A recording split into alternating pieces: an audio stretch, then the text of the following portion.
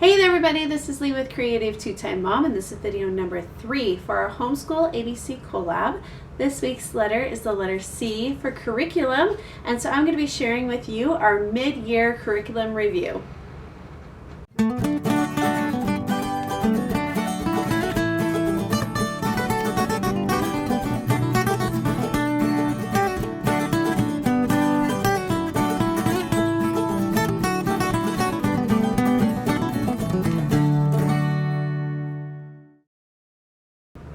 So if you're new to these videos, the Homeschool ABC Collab is a collaboration of videos that is hosted right here at Creative Two-Time Mom. It is an open collaboration, so if you would like to jump in and join us, you are more than welcome. Just make sure you leave your video commented down below and I will add you to the playlist. If you don't get a chance to film a video, that's okay too. Go check out everybody else on the playlist. I'm sure you'll get lots of ideas. Each week we film a video based on a letter of the alphabet that has to do with our homeschool, and this week's letter is the letter C. If you do get a chance to film a video, make sure you refer everybody back here so they can check out the playlist as well. So it's a stormy, rainy Wednesday afternoon. I thought I would take this chance to sit down and share with you what we think about our curriculum so far this year, the good, the bad, and there have been some ugly stinkers as well, I think. So let's start out with Josiah. He is officially in kindergarten this year, although he is reading and doing first grade math. So actually, let's talk about everybody's math, shall we? I went back to Sadler-Oxford this year. You guys know that we have used it in the past. We took a year off of it last year. I would have had a 3rd grader and a 5th grader last year, and they did my math, which was very new, very Common Core based. It was hyped up. Our charter wanted everybody using it, so I thought, oh, okay, I'll try it. We'll give it a shot. And I just was not super impressed with it. I felt like it was okay, but not real great. I didn't feel like my children were progressing very much. So this year we went back to Sadler-Oxford. I went ahead and put Josiah in the first grade math because I felt like he could do it. The main thing that I noticed, not so much with him because it's his first year in school, but with my 4th grader and my 6th grader, a lot of times when you have a math curriculum, I feel like at least the first chapter, if not the first 2 chapters, should be review. And it was brand new information to them from day 1. We started school in the middle of August and they were getting hit every day with brand new stuff that they hadn't done. And that really opened my eyes. I was not impressed with my math, but I thought, well, it was decent.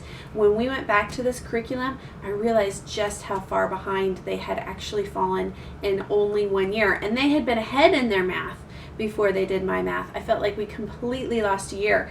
So that may put me in a position of thinking, number 1, have I done the wrong thing by going back to Sadler-Oxford because it was so over their head in the beginning? And number 2, have I really screwed them up by doing my math? And so I'm glad we only spent a year on that curriculum. If I were to go back and do it again, I would either not do it at all or I would have switched them in the middle of the year because it really opened my eyes in August that they had lost a lot of information and a lot of traction. So I'm very happy to be going back to Sadler-Oxford. In the first grade, it's all super colorful, lots of hands-on, color this, color that, lots of good information. I will say for this in particular, and I have a feeling it's a combination of more rigorous math curriculum and having a 4-year-old. He was 4 years old when he started this year, having a 4-year-old doing first grade math. The one thing I did notice is you really do need to supplement the addition and subtraction. And in our home, what we do with that is we play lots of board games. Lots of Monopoly, so that when they're rolling dice, they're adding numbers. I make my kids, when they're learning to add and subtract, they have to add everybody's dice for them, not just their own. So if it's my turn and I rolled the dice, they're going to tell me how many spaces I go. Lots of flashcards, wrap-ups, board games. You do really need to supplement because this curriculum moves quickly. But it is very thorough. So make sure you have just some fun stuff to add on to this. But again, I've got first grade all the way up to 6th grade. Very happy with this. Feel like it's really prepared them very well. It's quick, but I'm really happy with it. The other thing for Josiah, we did Explode the Code this year. I have never used Explode the Code for any of my kids.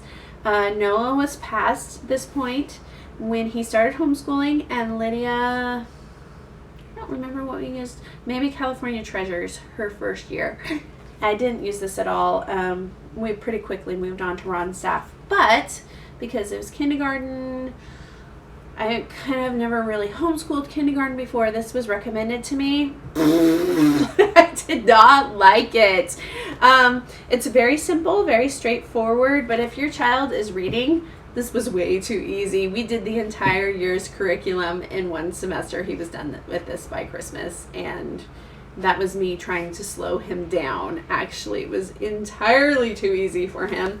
I would not waste, if your kid is reading, don't waste your money on Explode the Code. It's just not, it's not worth it.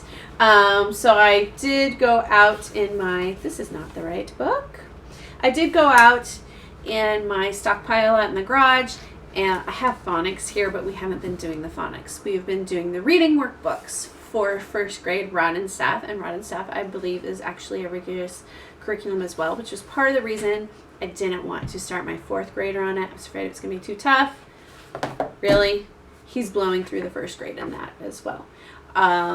So I think we're just going to stick with Rod and Staff. I was not impressed with Explode the Code at all. Way too easy.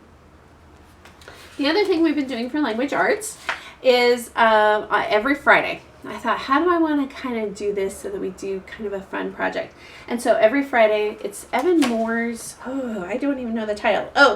Folktales and Fairy Tales, and I believe it's the kindergarten and first grade edition. There is a folktale or fairy tale, which I think kids need to know these things. They have good moral consequences, lots of things to learn in them, and they're good stories. So every Friday we go through, we staple out the story. This one had Little Red Riding Hood, the Gingerbread Man. He loved the Gingerbread Man. We did that one at Christmas. That's a good one to do at Christmas. Goldilocks, the Little Red Hen.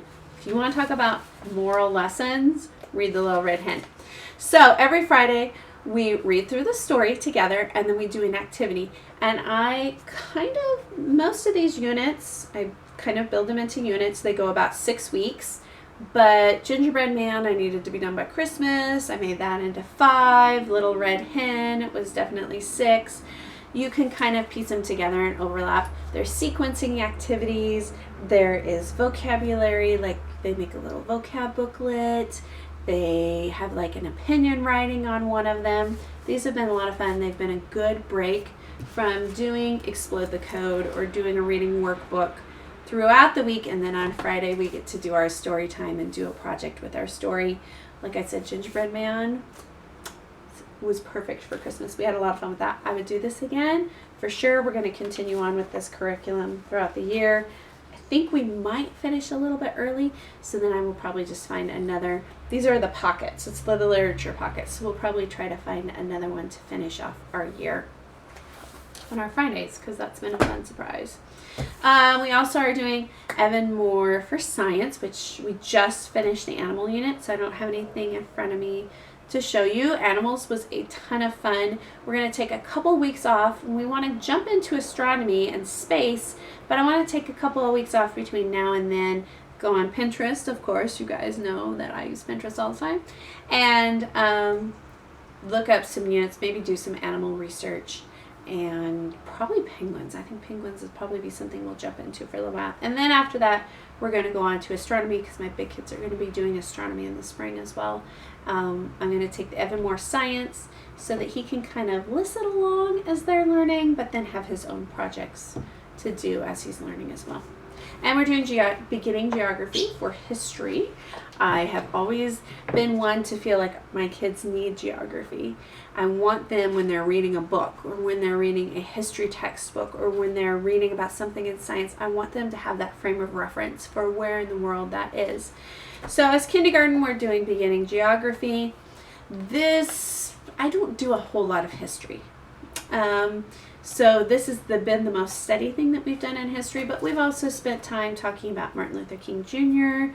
We've spent time talking about my community, my family. Those are the two things that I always do in the fall: my community, my family, again, for that scaffolding and frame of reference for social interaction, for how you work as a community, your rights, your responsibilities. In the spring, we're going to be talking more about George Washington, Abraham Lincoln. We're going to be doing some stuff on Earth Day. And then he also sits along and listens to any of Lydia's Beautiful Feet curriculum. So I was very happy with everything I chose for him, except for, like I said, Explode the Code. I was just not impressed. It's just me. For Lydia, let's talk 4th grade. Of course, Sadler-Oxford. Love it. Can't say enough good things about it. We this year decided to do Confessions of a Homeschooler's. I don't know what she calls them. I'll link them down below. It's her equivalent to a literature packet. And we got the first edition, so we've been reading through all the books. I do like them, but I will say Lydia's kind of 3rd grade, kind of 4th grade, and that's where I feel like they tap out. Is they're probably okay for 3rd grade, they're all right for 4th grade, but I really have had to supplement a lot of things too. I feel like they're maybe not quite deep enough. There's not enough vocabulary. There's not enough analyzing the literature, looking into context clues. Lots of projects that have been a lot of fun that I feel like have been good hands-on learning, but I've had to supplement into that as well. Like I said, the vocabulary and just looking at sentence structure, that sort of thing that I think needs to move on a little bit. So we will continue to use those throughout the year, but I'm kind of pushing a little bit more information, trying to draw a little bit more out of her, adding my own vocabulary worksheets. Another thing that we did for language arts was she had to read Patty Reed's Doll for history anyway, and so I went on to Teachers Paying Teachers, and I found a great unit that combined the history and the language arts, and we combined them throughout that space of time. So I will link that down below. I'm going to have a lot of linking to do. I better go back and watch this video. Rod and Staff for Grammar, love it. I was a little bit concerned about her because this is where this 4th grade year was the year that Noah kind of struggled with it. And I feel like 4th grade is a bit of a jump in all skills anyway, but she's flying through the grammar. We took a year off of the reading. I was not impressed with Rod and Staff's 4th grade reading. However, from what I've seen in the 5th grade reading, I'm sure we'll go back to it next year. Probably with maybe doing a 5-day fun day with Confessions of a Homeschooler. I do really like reading books and answering questions, but Rod and Staff's reading I feel like is very good. It's very in-depth and it's very challenging. So with the grammar, we used it this year. I love it. We'll go back to it with the reading, I think, next year. Of course, Evan Moore Geography. This is a photocopy from the school. She's flying through it. She's on week 24 and we're in week 19 of our homeschool. Very good. And Spectrum Spelling. I love this. The one jump that was a little bit challenging this year, and I think it's a personality thing, is it goes from, we're in 4th grade now, so in 3rd grade it was only 10 spelling words a week. 4th grade it's 15. So it's just that as mom needing to encourage my kid, you're growing up now and I think you're ready for more responsibilities. So now we have 15 words. As far as history, she is reading books and doing History of California with Beautiful Feet. I love that. We just listened to the audio book for by the Great Horn Spoon, and so we're doing some activities for that right now. This is the 2nd time I've done Beautiful Feet, History of California, and I think it's really great. We're going to stick with that, and I'm just kind of supplementing projects and hands-on stuff. That's the only thing. Beautiful Feet is not very hands-on, so I'm supplementing with that from things that I find on Pinterest. And field trips. We were going to take a missions field trip in the fall, and then it was one of these rainy, stormy, crazy Wednesdays, so I'm going to try and do that in the spring. She is doing history with her brother. I sat down and we did physics together, which I don't have in front of me. We did a particular physics curriculum. Oh, Real Science for Kids. She hated it, but that's really just because she's not a physics kid. I loved it. It was lots of hands-on learning, analyzing why does it do that? Why did that work that way? How can we change it? What are the variables? What's the best way to make this work? She was not super impressed. And then after Christmas, I sat down and I was like, well, I don't want to start astronomy with the rain clouds and the weather and everything. I want it to be clear, so we're going to wait for the spring. And so I took the Rebecca Science out. I planned her 4th grade. I planned his 6th grade. And I thought, what an idiot. I'm trying to submarine myself here. Why am I planning 2 different curriculums? So I just bumped her up to 6th grade.